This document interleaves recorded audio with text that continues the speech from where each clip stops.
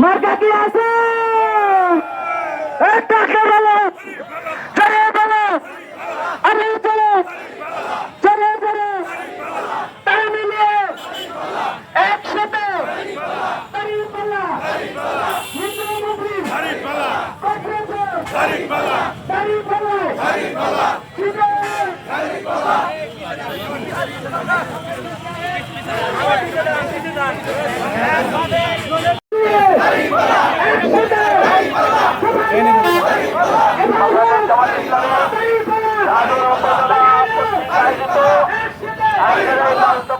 বিক্ষোভ সমাবেশে এবার মামুন জনাব এবার মামুন ভাই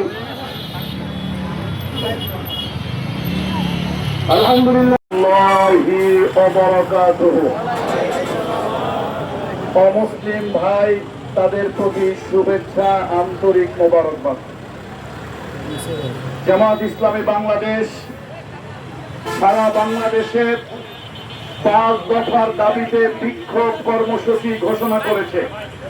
সেই সাংগঠনিক ধারাবাহিকতায় অত্যন্ত ঐতিহ্যবাহী জেলা মাদারীপুরের রাজোর উপজেলা রাজোর পৌরসভার জনশক্তি আজকের এই বিক্ষোভ প্রদর্শনের জন্য মাঠে নেমেছে।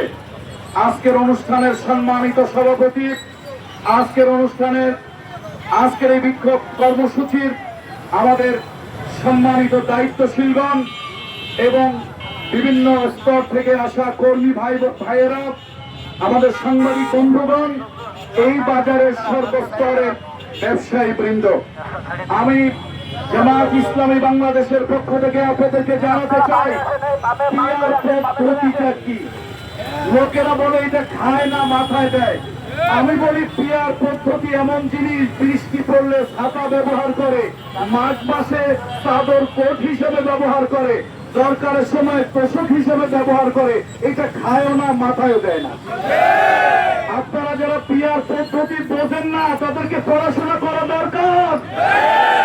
যারা পড়াশোনা জানে না, চাপাবাজি বেশিবাজি অস্ত্র দিয়ে কখনো রাজনীতি করা যায় না। পড়াশোনা জানে, পৃথিবীতে 56টা বেশি দেশে পিয়ার আছে। What is the peer?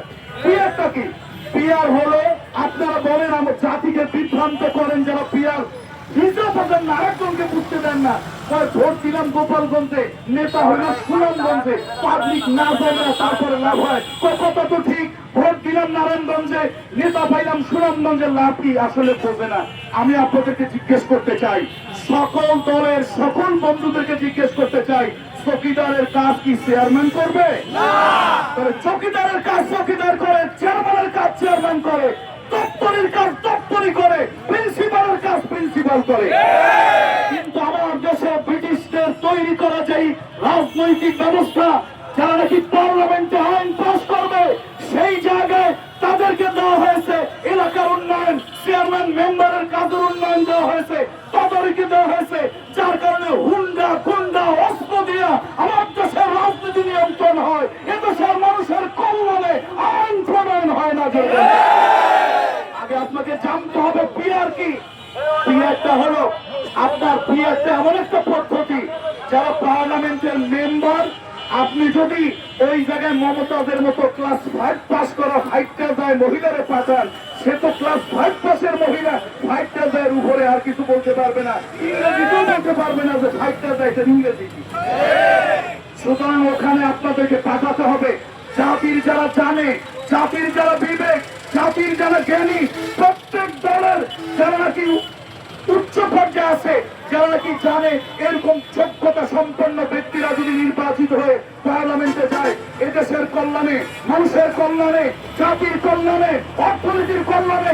আমার বাংলাদেশের বড় একটা সমস্যা হচ্ছে এদেশের রাষ্ট্রের ভূখণ্ড কম কিন্তু পপুলেশন অনেক বেশি। এই জনশক্তিকে কাজে রূপান্তরিত করতে পারলে আমার এই জনশক্তি আমার জন্য বোঝা নয়, এই জনশক্তি আমার জন্য একটা সম্পদ। আলহামদুলিল্লাহ। সুতরাং পার্লামেন্টে যারা থাকবেন তারা এই জনশক্তিকে কিভাবে কাজে লাগানো যায়, এই দেশের সম্পদ আল্লাহ যা দিয়েছে তা চুরি হবে না, বেগম পাড়ার পাচার হবে না, সুইস ব্যাংকে পাচার হবে না। আমার দেশের অর্থনীতি সুষমভাবে কিভাবে ইউটিলাইজ করা যায় পার্লামেন্টে তারা ওই কাজ করবে। চৌকি বানানোর জন্য, সেতু বানানোর জন্য, কল গাড়ার জন্য এলাকার চেয়ারম্যান, মেম্বার, উপজেলা চেয়ারম্যান যথেষ্ট। সুতরাং এলাকার উন্নয়ন করবে, এলাকার উন্নয়ন করবে মেম্বার, এলাকার উন্নয়ন করবে চেয়ারম্যান, এলাকার উন্নয়ন করবে আপনার উপজেলা চেয়ারম্যান, সংসদ সদস্য আইন পাস করবে। এ জাতি রাতের বেলায় যারা দরজা খুলে যাও নির্বিঘ্নে ঘুমাতে পারে, পার্লামেন্টের মেম্বাররা ওই কাজ করবে। এখন আপনি চেয়ারম্যানকে দিবেন চৌকিদারের কাজ, চেয়ারম্যানকে দিচ্ছেন চৌকিদারের কাজ। তুমি স্কুলের সভাপতি হও, তুমি এই চার বানাও, চেয়ার বানাও, পোল বানাও, ওর মধ্যে তো পয়সা আছে। এখন তিনি আইন করা বাদ দিয়া এলাকায় গুন্ডা, হুন্ডা, মস্তান পার্টি নিয়ে তারপরে মারামারি ধরাধরি করে। এদেশের জাতির ভাগ্যের কোনো উন্নয়ন হয় না, কিছু লোকের পকেটের উন্নয়ন হয়। পদ্ধতি হলো সেই পদ্ধতি, আপনার এলাকার উন্নয়ন আপনার নির্বাচিত লোকই করবে, কিন্তু আপনার কল্যাণের জন্য আইন যে পাস করবে সেটা আপনারটা যদি সুনামগঞ্জে, কেন নারায়ণগঞ্জে, গোপালগঞ্জে, যেখানে আপনার নেতা হোক, আপনার তো অসুবিধা নাই, সে আপনার জন্য পার্লামেন্টে আইন পাস করবে। সুতরাং এগুলি আপনারা বোঝেন না, তো না বুঝলে ভাই রাজনীতি করেন কেন? চায়ের দোকানে গল্প করেন, এইটা যথেষ্ট। আপনার চায়ের দোকান বানায়, আপনার পার্লামেন্ট বানায়। সম্মানিত বন্ধুরা, আসুন জামাত ইসলামী বাংলাদেশ, জামাত ইসলামী বাংলাদেশ ইসলামী একটি আখিরাতমুখী দল, এটি একটা রিলিজিয়াস কনসার্ভ পার্টি, কিন্তু জামাত ইসলামী একটা নজির সৃষ্টি করেছে। ঢাকা বিশ্ববিদ্যালয়ে যে নির্বাচন হয়েছে ডাকসু, সেই নির্বাচনে জামাত ইসলামী অমুসলিম ভাইদেরকে নিয়ে এসেছে তাদের সহযোগী হিসাবে। ধর্ম যার যার, দেশটা আমার সবার। সেখানে এ জাতি গ্রহণ করেছে। জাতি এখন আর মস্তানি, বড় ভাইগিরি, তারপরে দাদাগিরি এখন দেখতে চায় না। জাতি এখন দেখতে চায় বন্ধু সুলভ আচরণ। জামাত ইসলামী বাংলাদেশ সে সবাইকে নিয়েই কাজ করতে চায়। এদেশের উন্নয়নে শুধু একটা দল কাজ করবে না, সবাইকে সাথে নিয়ে এ জাতির উন্নয়ন, এ জাতির কল্যাণ, এ জাতির মুক্তির জন্য কাজ করতে হবে। আমি অমুসলিম ভাইদেরকে বলবো, অমুসলিম ভাই বন্ধুদেরকে বলবো, আপনারা স্বাধীনতার পরে বহুত মানুষের আপনারা ভোট ব্যাংকের কাজ করেছেন। আপনারা অন্য দলের লোকেরা আপনাদেরকে নানান ধরনের সিচুয়েশন দিয়ে আপনাদের ভাগ্য বিধাতা হওয়ার চেষ্টা করেছে।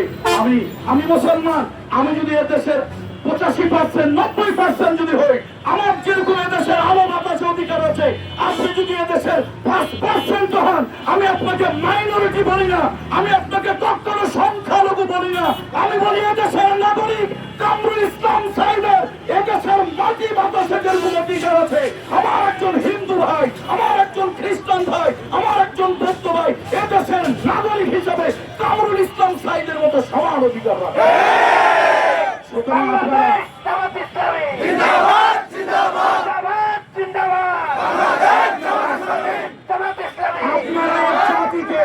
এই জাতিকে বহু পরীক্ষা হয়েছে, জাতি এখন